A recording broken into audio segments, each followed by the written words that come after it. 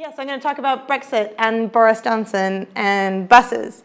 And really, I sort of chose the topic partially because Muda says that you're about the connections between algorithms and data and society. So I guess they have some things in common. So this is what I'm going to talk about, all these four things. Just first, a little bit about me. As Christian mentioned, he got in touch on Twitter. I'm a writer and strategist, which are sort of both kind of made-up job titles, I guess. I have a PhD in online authority, but I mainly work in tech teams. I used to work for the government in the government digital service in the United Kingdom. I don't anymore, so I'm free to say whatever I want, which is nice. I currently work for a small technology studio in London that's focused on ethical and practical uses of data and AI. We do a lot of work for sort of charities, third sector organizations, and also for Google, which I can't talk about at all. So nothing that I'm speaking about today has to do with any of that work at all. I live in London, but I'm mainly sort of Swedish and American, so I have a bit of an outside perspective on it. And so when Christian and I spoke earlier in the year, I said that there was, we talked about maybe doing something about Brexit. And I mentioned sort of this summer that something weird was kind of showing up in how the then candidate for Prime Minister, Boris Johnson, and his team were using the internet and using interviews. And here is this really rather absurd clip. So have a go. This is a real interview that happened. What do you do to relax? What do you do to switch off? I like to paint, or I make things. I like to... What do you make? I have a thing where I make models of... when I was in Mayor of London, we built a beautiful... I make buses. You make models of buses? I make models of buses. So they're going to be in Downing Street? So what I do... No, what I don't make models of buses, but what I make is...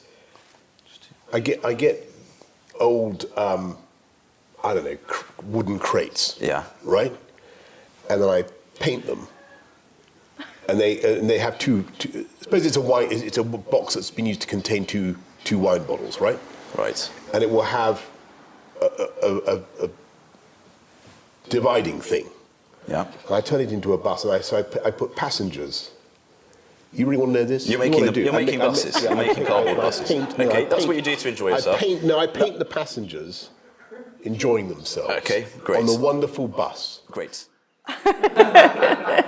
And so that clip started showing up, and I was just like, you know what, it's absurd, but I actually think that he's doing something and that they're doing something that's quite clever, which is something not unlike something that happened in 2003 with this American sex columnist called Dan Savage, and where he sort of brought down a conservative, homophobic politician called Rick Santorum. But I think that with Brexit, this is happening now, today, on a much bigger scale, largely because nobody knows what's going on anyway. So I'm going to talk through this example and see how and when we're ending up at this broken situation, which is cheerful. So a little bit about Brexit and the vote, I guess. If you're Swedish or Swiss, the UK is kind of a weird democracy. Like it is. It's a very old one, but.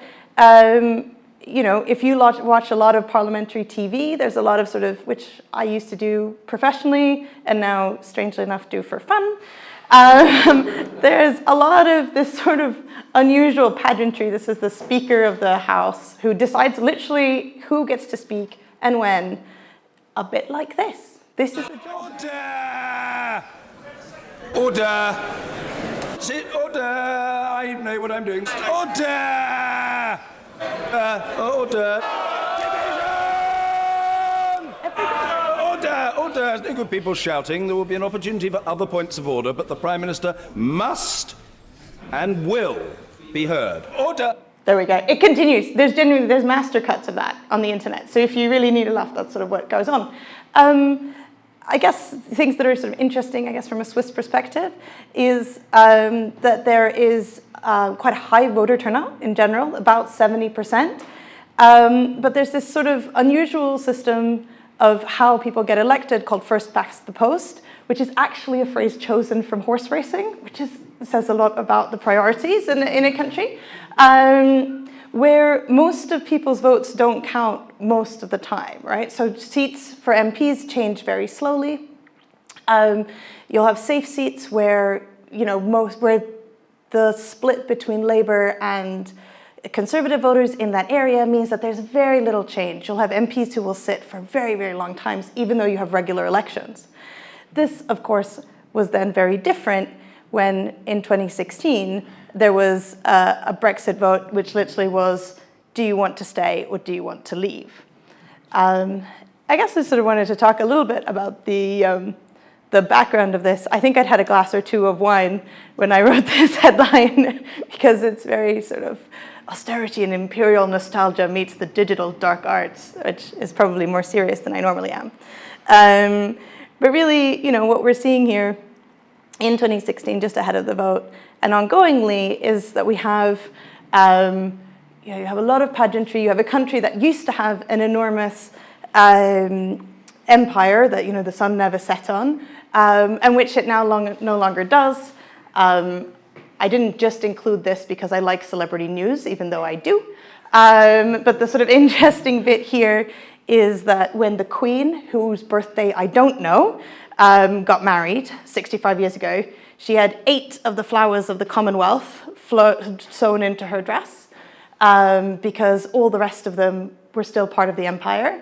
Whereas when Meghan Markle got married, that 8 had turned into 53 ex-colonies that are now sort of sewn into her veil.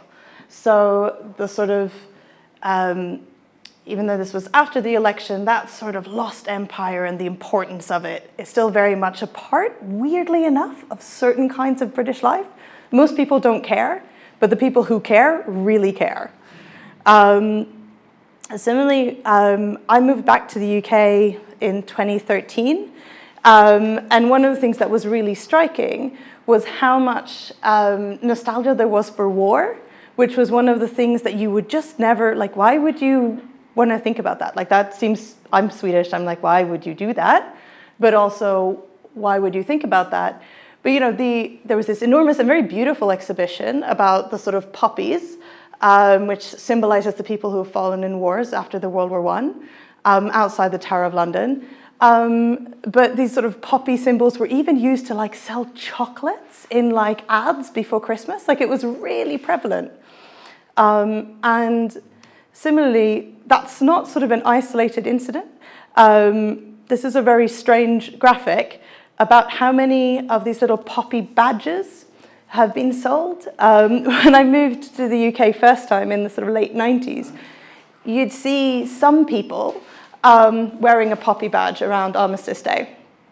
When I moved back 5 or 6 years ago, pretty much everyone was wearing them, right? This sort of lost war nostalgia was a huge deal. And you can see that over there in the far right corner, you're selling more sort of war memorabilia in around 2016 than you are just after World War II. So there's kind of an extreme change here. A writer called Owen Hatherley has written about what he calls the Ministry of Nostalgia, much better than I ever could. But this sort of, similarly to the poppies and similarly to this idea of lost empire, this sort of branding about keep calm and carry on really became pervasive everywhere. And it's just increasingly become sort of a big part of British political life every day, which is sort of strange. And similarly, you'll see it quite explicitly in the sort of discourse of it. I always laugh when I see this photo because they picked that poor little girl to sell this stuff because she's called Poppy. But she looks so uncomfortable. She really looks like she's being held hostage, poor child. Let's hope she wasn't. Sort of more sadly, I guess, you also have a deeply unequal country. Really, only London and the Southeast recovered from the 2008 financial crisis. If you've been to London, you'll see not as clean and beautiful city as this one, but you'll see a large and affluent city. That is simply not the case in big parts of the country. And that's really paired with a very deliberate policy of austerity and of bringing down public investment in public services. So we have the sort of super rich, largely by people who don't live there, actually. So there's a case to be made for London being the center of like global money laundering. And part of that happens in Kensington and Chelsea. But also these extraordinarily deprived areas where some of the poorest areas in Western Europe are in England and in the UK. And I guess that's sort of part of the background to the vote. But rather than blaming this on their own government policies, the Vote Leave campaign very much said that the reason that there was underinvestment in public services, especially the NHS, which was actually started to avoid rebellion and revolution after World War II, was sort of blamed on the EU. Because all countries like to blame foreigners, and if they have an easy one, they sort of do that, right? And really, most problems in the UK have been blamed on the EU for decades in one way or another. So I guess that's sort of the context of this vote, which I think a lot of people interpreted as, do you want things to carry on as they are, or do you want them to change? In the context of that, what we now know after that quiz is that's definitely not the real number, but I don't know exactly what it is. 52% voted leave. It might be 51.9 or whatever that was. It was number C. Shit, I got that wrong. But it's more than half. I think there's all kinds of, sort of debates as to why this was. One was that it was a rainy day, and so most people thought that they didn't have to vote, which, we'll know if that's true or not. Where and why people voted to leave matters. Part of it was sort of London voted very sort of resoundingly to stay. Parts of the southeast, the rich bits, very rich people didn't want other people coming in to steal their money or work, also voted to leave. But especially, and I think this is what matters, is that some of the poorer areas voted to leave as well. And why that matters is because it absolutely wrecked the Labour Party as opposition to this. The people who normally vote for them were entirely split between Leave and Remain. So they basically don't know what to do. We have a strong grassroots movement of both sort of rich white kids at Glastonbury, here we are, who are very excited about like a far left-wing sort of, almost like a sort of Bernie Sanders type figure.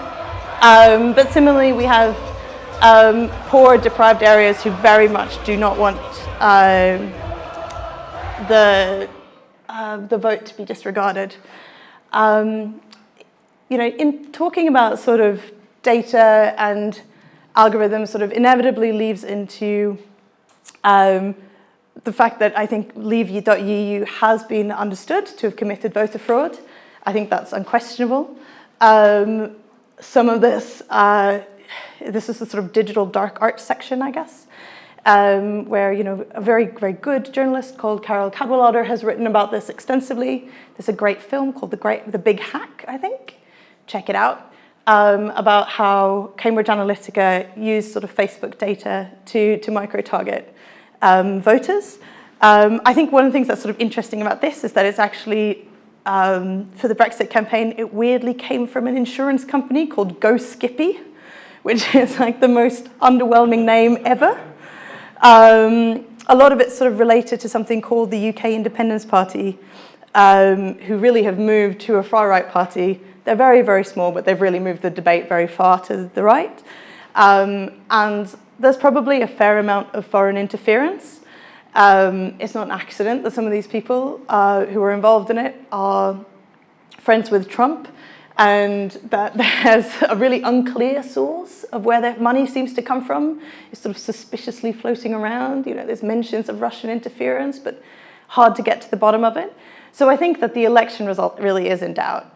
The one thing that I'd like to say is that this is in mainstream press. been described as, the Facebook side of it has been described as a data breach. That is actually, unfortunately, not accurate. Does anybody recognize this? Is anyone sort of old enough to know what this is of? Farmville? It's Farmville, exactly. And it's really old, where the sort of data that Facebook would have shared with Cambridge Analytica is actually, I think, the same developer API that was used to build something like this. It's actually about how you build engagement on the site. That there was misused is a problem, but the way that it was communicated to developers isn't really. It was sort of understood at the time, although I too am glad that Farmville is gone, because it was really annoying. So kind of going on to then this sort of Google Santorum campaign, and how and why this is related to Boris's buses. In 2003, an American politician called Rick Santorum, as you can see, was under fire for comments that he'd made about homosexuality. That is so long ago that the header literally says CNN.com/inside politics, so that you know that you're on a website as opposed to the television, which doesn't necessarily inspire much confidence. An American sex columnist called Dan Savage was very, very angry, I think rightfully so, about the ways in which the Republican Party at the time was oppressing gay people. And he decided to take action, to use the internet and to use what he knew about the internet to bring Rick Santorum down, right? And so how do you do that in a clever way in 2003? Well, Dan Savage had a history of naming different sex acts. I really recommend you having a look at his Wikipedia page, but maybe not when you're at work, depending on what your workplace is like. So he suggested this. He said, there is no better way to memorialize the Santorum scandal than by attaching his name to a sex act that would make his big white teeth fall out of his big empty head.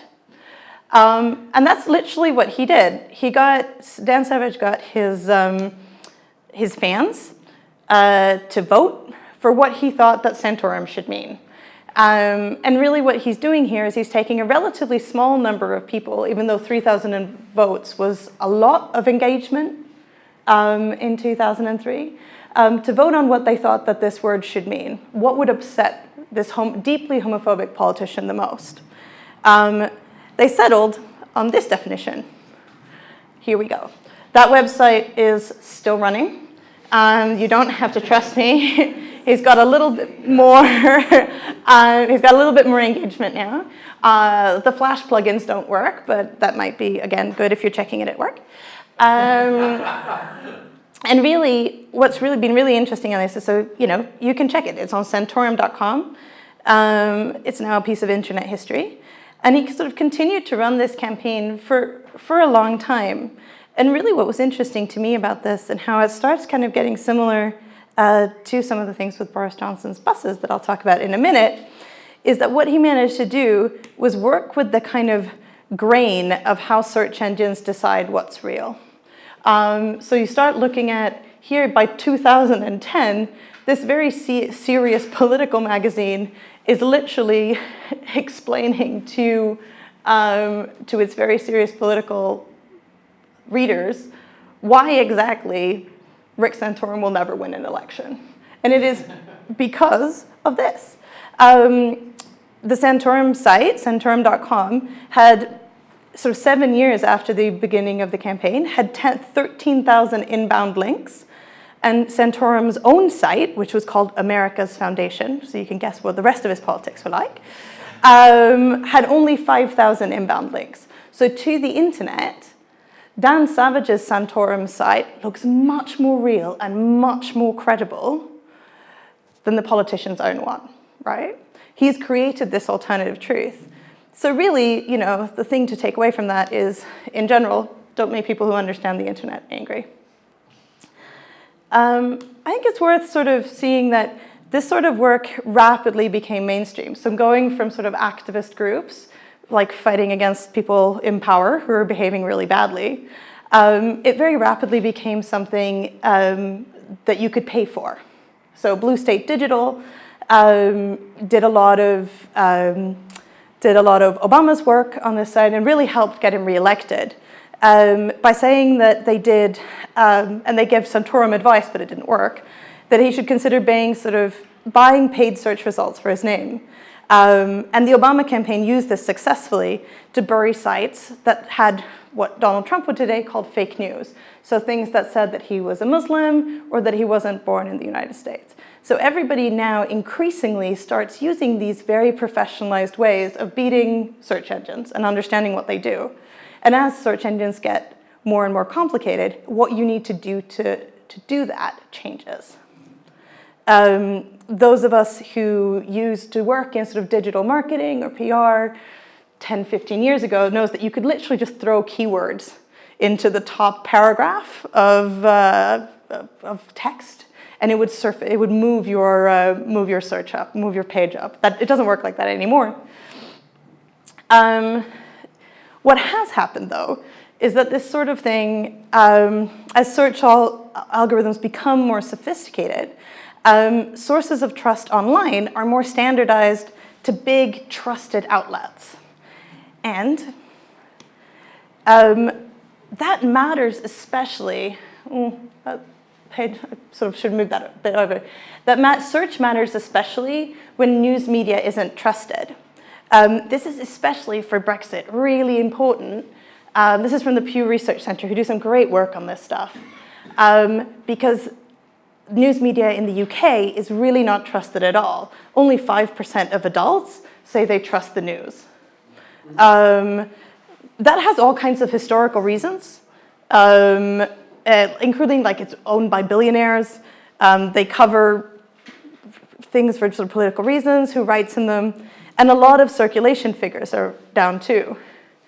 And so really, this video comes in that context, right?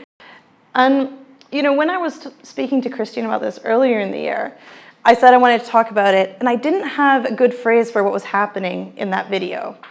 And then, as these things often do, about a week ago, Dana Boyd, who's a researcher in the United States, who does a lot of, runs a great think tank called Data and Society, started publishing work where they call this keyword signaling.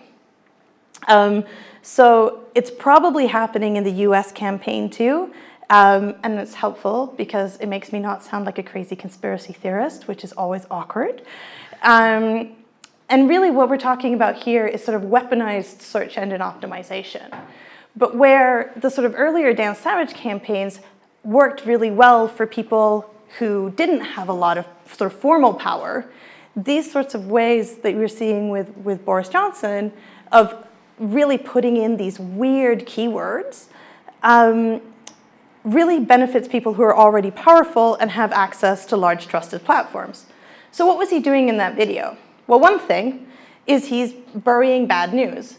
A week or so before, he was in the process of trying to become prime minister, and he had a horrible fight with his very young girlfriend, and the police were called. So one of the things that he's doing is what politicians always do. They try to distract you with something really weird, so the news will look at it, right? So it steals the headline. But the other thing he's doing when he's talking about buses in that way is burying the news of this. Previously, his name had been associated with Boris and bus, goes to this image, right? And it's in an image that's actually surprisingly hard to find on the internet, one that looks a bit like this, of him touring the country, lying to people, which is awkward, even if you're Boris Johnson. The other thing, which matters because it's the summer, is because when he was mayor of London, he put in these new terrible buses, like bendy buses, Boris Johnson, Bendis bus. He put in these terrible buses that look great in that kind of Imperial Nostalgia way, right? The double-decker buses, Heather Wick designed them, they look great. The problem is that they are awful and hot in the summer. So everybody hates them, and they don't work. So less than sort of 10 years into a predicted 40-year lifespan, they're all being retired really quickly at extensive cost to the taxpayer. So really what he's done with that very silly interview is he's moving these things down the search results. He's sort of scrambling the search results. And you know, my mother tells me 1 time is no time, which apparently I thought was a great Swedish saying, and I really don't think it is. I think she just made it up. But you start seeing this more and more. And so similarly, a few weeks ago, this is a photo of Boris with another young lady who is also not his wife, or even his wife at the time, who, whether or not he had an affair with her is probably his business and potentially hers, but he gave her, or was in charge of giving her company, like more than £100,000 of government grants, which they do not appear to have had the right to. But the British press really focused on the fact that she was a model, right, or had been at some time in the past. So at one point then, so if you Google Boris Johnson model, something associated like this comes up, right? American model told friends she was having a sexual affair with Boris Johnson. You know, she had some really extraordinary tastes, this lady, because she claimed that the Duke of York was a real cutie, which is, you know, I mean, I guess everybody has their views. And within very, very shortly afterwards, Johnson goes on TV and starts, I took the worst screen grab I could find, because I'm professional like that. And similarly starts littering his speeches with this idea that he's been the model of restraint, right? It's a really odd phrasing. Like he's talking about Parliament and how he's yelling at it, and all of a sudden it comes up this model of restraint. And similarly, within an hour after that, because this is a very respected news outlet, it appears to the internet to be a source of information. All the metadata is really well tagged. Look what happens within an hour. From American model, Jennifer Arcuri, to Boris Johnson model, goes up to Boris Johnson model, PM model of restraint. Boris Johnson calls himself model of restraint.